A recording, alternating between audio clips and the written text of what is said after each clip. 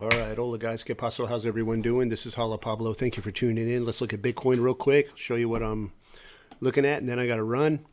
Okay, so on the left-hand side here, we got Bitcoin on the macro. I believe this is the 10-hour, yeah, and we've got the diamond that we distributed from, and then over here on the right, we got the 30-minute forensic. We have the three redistribution, small redistribution ranges where I've analyzed them with the volume spread analysis somewhat.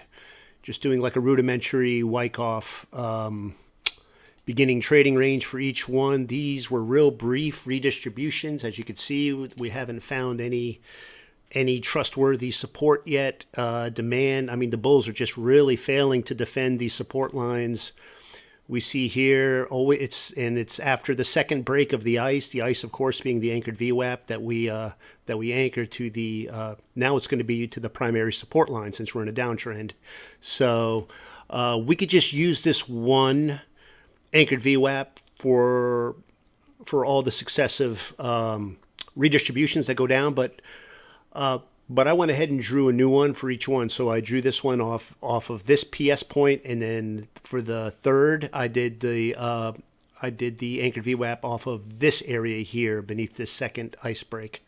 So, and as you can see in both, it really doesn't matter. We're seeing nothing but predominance of supply, as we have been seeing since the UTAD up here at the top of this regression trend on the macro diamond. So we're seeing the same thing when the price action is hitting trading range resistance. We've got low demand, no demand at all, and then on the pullbacks we have building supply, and that's just confirmation of dominant selling pressure. And so we saw that here. Over here, this would be an area where the bulls would really need to defend it, and we don't hardly see any. I mean, all the demand looks to be below average, and then we retraced into another rising wedge. Same thing, low demand on the price action ascending or rallying, we see demand decreasing. That's no good. And then up at the top here, when the price hits the trading range, this new trading range resistance, see it flipped the support to resistance. We're seeing now again building or increasing supply. So we have divergence in the price action going down, supply bars going up. That's bear strength. So for these two redistributions, yeah, we got to give them obviously to the bears. The bulls aren't really showing up at all, and until we start seeing substantial support coming in, putting a break on this markdown, yeah, I'm gonna have to just continue to be bearish. And so over here on the macro, we look and we see that the price action, we escaped this preliminary supply liquidity void. We've cleared it already. We mitigated it long ago, and now we're clearing it. And now we're in an area, we're in this free fall area here, which is probably why we haven't seen much demand at all. This is kind of like, if you think of this as like interstellar space, like this is a star system, a macro star system. And so the next star system of anywhere credible where we could build a trading range is going to be this next area here, this cluster, this small reaccumulation cluster that was the $76,000 area. But this is a very, very weak area. We could get hung up there just a little bit, but I don't really see building any kind of substantial support in this area. It was never a strong support area. It was more of just like a retest area when we came out of this long consolidation range that started back in March of last year and ended in November on the Trump inauguration that precipitated the pump. That's all this was. So, I mean, if we make it down to the 70s, if things don't perk up, I mean, we're going to break through there as well, I believe, if the bulls don't get their acts together. And we could fall back in and retest the lows of this old consolidation range of the 60s. And so that is perfectly feasible, especially if we break through, if we close beneath 74 grand. So as of right now, yeah, these two, with the secondary test of mitigation, this one failed, and now we have a second mitigation here, as you can see. But you look down and the volume and demand is not predominating. So This is chances are this is going to break through too. So we could see that free fall coming up in the next few days down to this next, as I said, star system, the 76,000, and then maybe dock there for a little bit. But who knows? It remains to be seen. I don't want this video to go on long. I just want to kind of give you the gist of what's going on. Then I got to run. But so, okay, so this is Bitcoin. So we already know what's going on there. We go to the crypto fear and greed index, the extreme fear. It's at a 10. Yesterday was at a 21. Last week was at a 49, which is neutral. And then just a month ago, we're at a 72, which is strong greed. So look how quickly things change. Look how fickle the markets are, right? 10 is very, very low. So there's a lot of fear right now. There's a lot of blood. There's a lot of bleeding out right now, and you can't blame people. I mean, investors don't want to put their money in risk assets like Bitcoin, especially with all the economic turmoil going on in the world right now. It's just really pathetic. It's really, really bad. I mean, and I think that this is just the catalyst, the perfect catalyst that market makers need to bring about these macro sell-offs, I think, that are coming. Think about it, guys. I mean, we went from $16,000 Bitcoin to 109 grand without any macro retracements.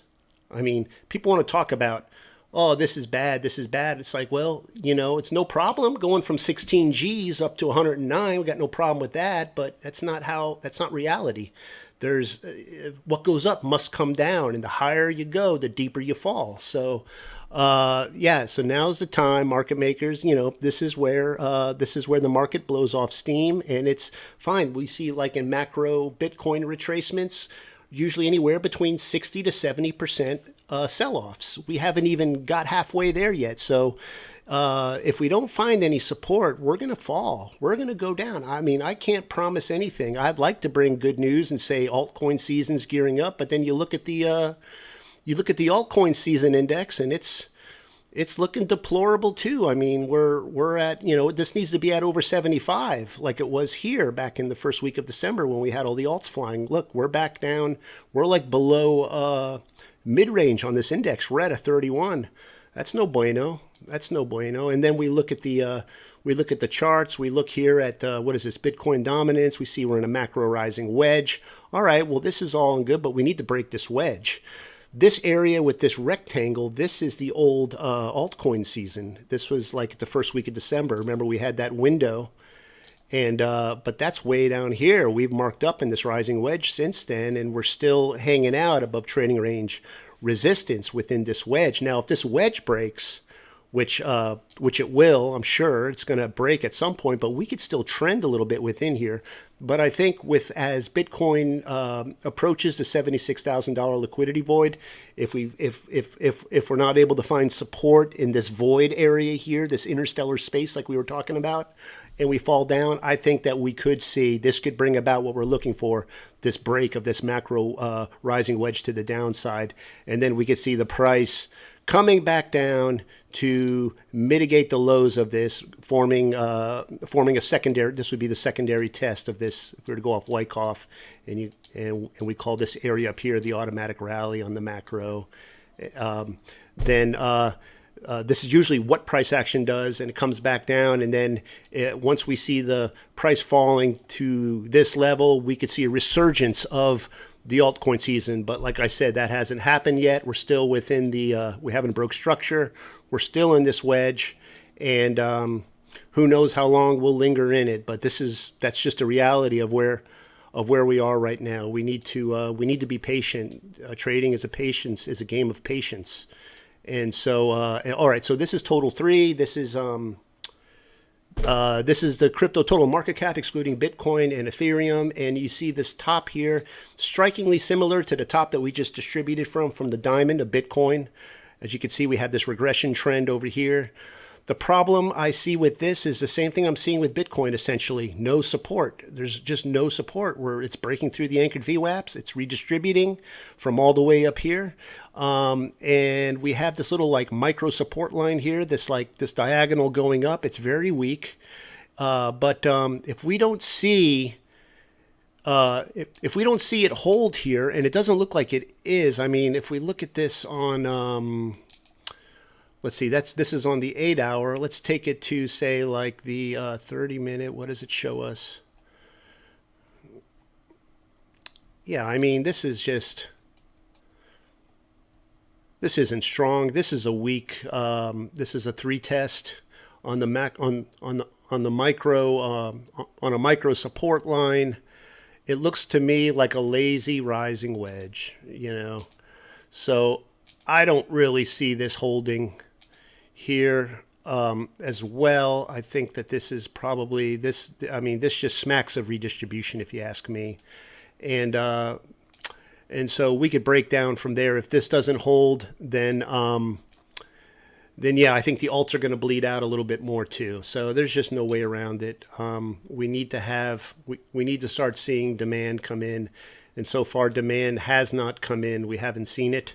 There's just too much fear. There's a lot of fear. There's a lot of speculation. There's a lot of economic turmoil. There's all kinds of stuff going on, not just in the United States with the tariffs that are supposed to like kick back up in the beginning of March. We've got the Trump's tariffs on Mexico and Canada are supposedly going back into effect.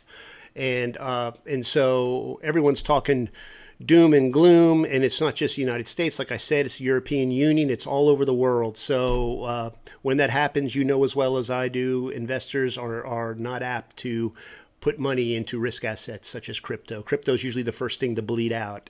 So until we see demand, this is just a reality of it, and we're just going to have to play it by ear. And that's all. That's all I have. I'm waiting. I'm in cash. If you've been following this video, if you've been following the video series, you should be in cash. You should have been in cash since late December, actually, if you've been following my Bitcoin updates. So nothing has changed. It's just periods of redistribution, extreme fear. You sell the fear, you buy you buy the fear, you sell the greed, but we don't want to catch a falling knife, so we're going to wait a little bit longer. I'm going to wait a little bit longer. This is what I'm doing. It's not financial advice. If you get anything out of these videos, like, subscribe, and if you like to take your trading up another notch, check out our Discord trading group. I keep it extremely affordable, and I teach you how to read charts the right way, technical analyze charts, read price action the right way. Volume and price action is all you need with trend lines, support and resistance, and the anchored VWAP here and there. Make it interesting, which serves as a pretty reliable creek ice barrier. So you'll learn all that in my group.